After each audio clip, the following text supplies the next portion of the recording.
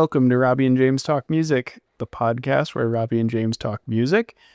We're your hosts, Robbie Maxted, a creative writing professor.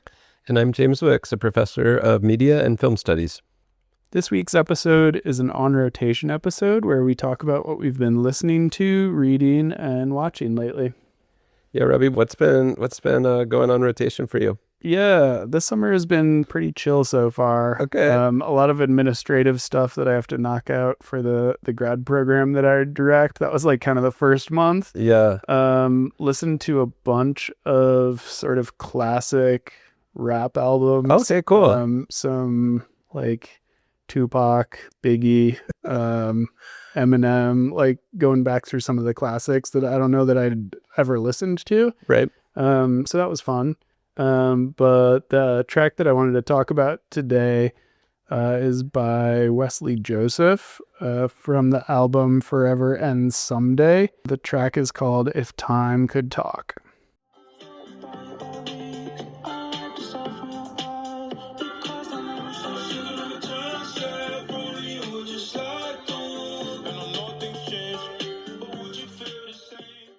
Hey, Robbie, this track is in a long lineage this summer, actually, of fantastic recommendations you've had for me. I really liked the new Baby Keem that you recommended.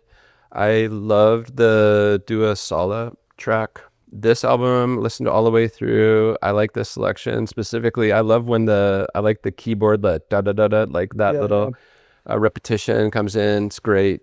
So yeah, you've been on a roll with finding music that's very pop oriented this summer, but it's really fit this transition away from our busy teaching schedules and into, similar to you, doing administrative work here over the summer and needing good music, keeping us creative and vibrant, and all of the things that this particular track brings. What stands out to you? Yeah, I think the whole album, another listen that I've just had on repeat across the summer. Can't stop listening to it. The whole album is amazing. But I think this track in particular is the one that stands out to me. I do, as we talked about last episode, love music that is ambient, experimental, just kind of unexpected.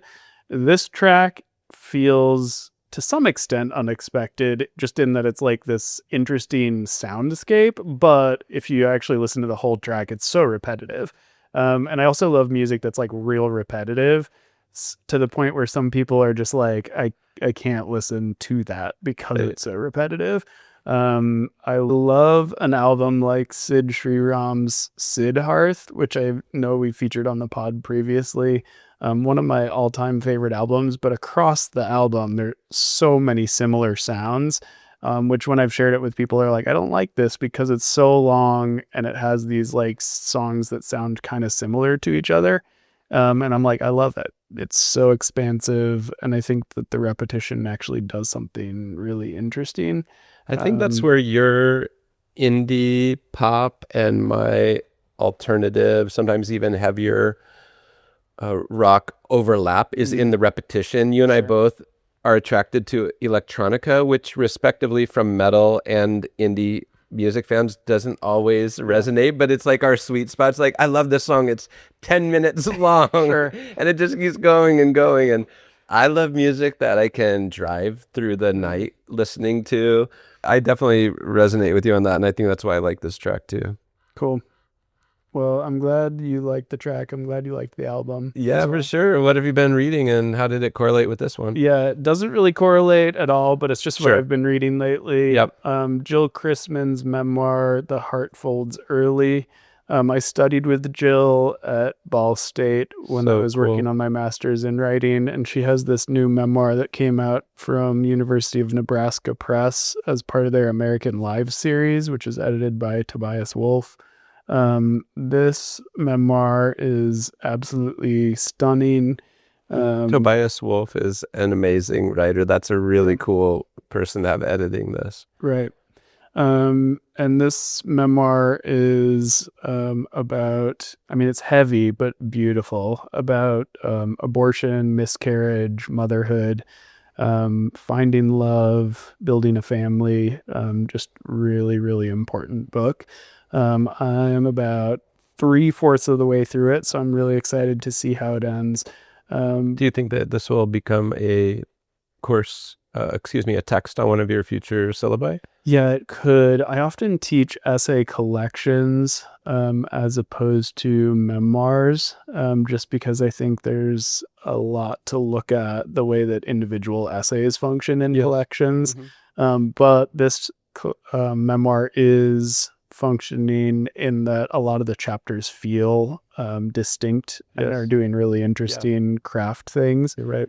So it's been really fun to read. So yeah, I would not be at all surprised if I end up teaching it. Yeah, I could tell from your tone of voice that it's going to have a lot of longevity and traction with your work, and so it'd be cool to see how students respond to it as well. Yeah. But very, very much have enjoyed it. And I think it's doing really important work argumentatively about abortion, especially in the current climate that we're in politically. Sure. Yeah. What about you? What have you been up to this summer, James? Yeah, so this summer I've been running a lot more than usual. Interesting. So, and that's been a fun in a musical sense. I've been listening to Grimes. I've been listening to Black Angels. I've reignited a passion for the Chameleons record called Script of the Bridge, which is a great, just indie kind of alternative British record. My son has me, my oldest River, he has me listening to Freddie Gibbs' You Only Die Once. I've been listening to that a lot lately. So a lot going on in those senses, but today I'm going to play Elise Hayes' single, Dive In, a track that I sent to you earlier this summer as well.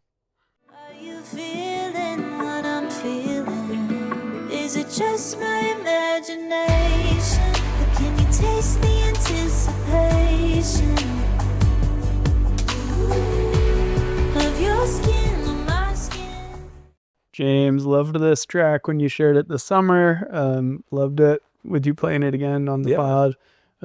Thanks again for sending this one my way. I think this, at first when I heard it, I was like, oh, I'm surprised that this is a track that's like really resonant. Because a lot of your stuff that you send me typically is not this. Yeah. But then as the song developed, I was like, okay, yeah, it gives me like some of like the Taylor Swift vibe. Right. Yeah. That I can see you loving. Yeah. But I like this, for the record, way better than anything Taylor Swift has done. Yeah. On par with her collaborations with Bon Iver, or that album that was produced and saved, quite frankly, by the National. The highest praise that you can give Taylor Swift. It's on record, everybody. I love it. But I love this track. Yeah. What made you pick this one? Yeah, for sure. I think that you got it. I think it's the confessional quality that overlaps with my love of Taylor Swift for sure. It, as with your song earlier today, it's catchy. It has that great bass. It's just so well mixed, this track. The cadence of the delivery, I think it is a really intricate inquiry of this particular sentiment. And that's why I keep going back to it. You know, on the previous EP episode, I was ebullient about the way the Pixies just have no parameters. They go everywhere and their lyrics don't make sense. It's fantastic. But also, in almost stark contrast to that, this song just deep dives into that, like that entrance point into this particular sentiment. And it's so catchy. And so, you know, I even let off this track by saying I've been listening to all these albums. And another one that came to mind, by the way, your Baby Keem reference sent me via my son River to listen to the Melodic Blue, which is another album I've been listening to. And then in contrast to all those, I keep coming back to this song. And so it's been a single kind of soundtrack of the summer. You know, Robbie, another way this overlaps with you and I is we've had an entire episode on tracks with artists with less than 2,000 listeners. And this Elise Hayes track, it's similar to that previous episode we recorded, in that incredibly, I had said, and I'm just astounded that there's less than 2,000 listeners per month for this artist, even for this song alone. I think that it's just, we live in a crazy time where there's so much great content that it's mind-boggling to me that, you know, she doesn't have the same number of listeners as other artists we play, but hopefully she will get more if that's her ambition. But in any case, it's just a five-star track in my book. What got this one on your radar? Okay, so this is going to be the most random, probably lead in to any song we've had so far. I'm buckling up. You will not believe it, but it was on Love Is Blind season 10. Ah, okay. And a show that I don't even watch, but found out that it was on there, and I was like, give me more. It turns out that show has incredible music curation. Oh, interesting. So we might have to do an episode on maybe we should invite those curators. They're fantastic, and how they found this song, I don't know, but I'm as intrigued with that as anything. So wait, you were just listening to music that's on that show without watching the show? Yes, exactly. Okay. I know all about it because it's like inscribed in our culture. You just walk down the street and you feel like you've seen it because of hearing about it left and right. But no. As for the actual episode, I've not seen one. But this song is on my summer rotation like nobody's business. That is too funny. I'm looking up. I don't think I've seen season 10. No. Okay, so none of those cast faces. Robbie, when this song comes up, you have to tell me how it's used in the I'm curious if Ashley has watched that season or not. Okay. So let me know. I have much to learn, but I love the music. We don't have Netflix right now, which is probably blowing the minds of you and everybody else listening. Yeah. When we get Netflix next, I'll watch this season and let you know. Well, speaking of minds being blown, another summer, artifact that's been definitive for me. It has been seeing Triangle of Sadness, which is going to be my movie reference of the day. Similar to how your essays didn't correlate with your music, apart from the time period in which you're encountering them. Similarly, Elise Hayes is the soundtrack of my summer, and I just recently watched Triangle of Sadness. It's a 2022 film by Ruben Östlund. It won the Palme d'Or at Cannes Film Festival, and it's an incredible critique on the way that the wealthy view money, how money is part of our constant conversations. It's a critique of the rich. It's just awesome movie. It's wild, crazy, in 3 chapters that on paper don't sound like they'd make sense, but it's been a really thought-provoking movie that I keep coming back to. Yeah, really would recommend that one. And just like this track, kind of been part of my consciousness over the summer 2026. Where can folks watch that film?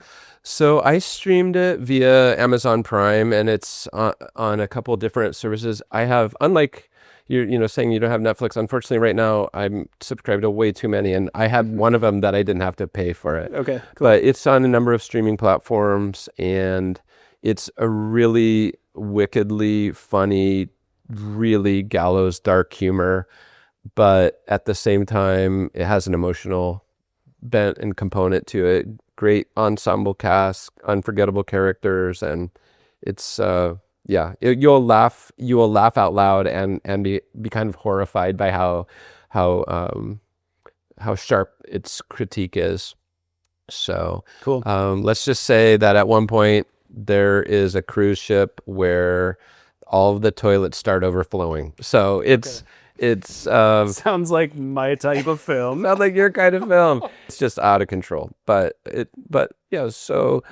So is what it's trying to critique. So it's So that's been a fun one as well. Yeah, I'm looking forward to watching it since you've hooked me. Yeah, awesome, man. And similarly, I have to say that when I hear that Tobias Wolff is involved in a project, there's for me a lot of traction with his work and what he's edited. I have read Tobias' work and have an edited volume that has Jamaica Kincaid as one of the selections. So talk about being hooked. There's different ways that you and I know that we can get each other into what we're interested. Doesn't always work, as the Taylor Swift reference will always be central too. But yeah, it's super, super fun to learn from you and always chat about these things. Yep. Agreed, James. Thanks for bringing it today. Yeah, for sure. You as well. Love it. All right. Until next time. Thanks, everyone.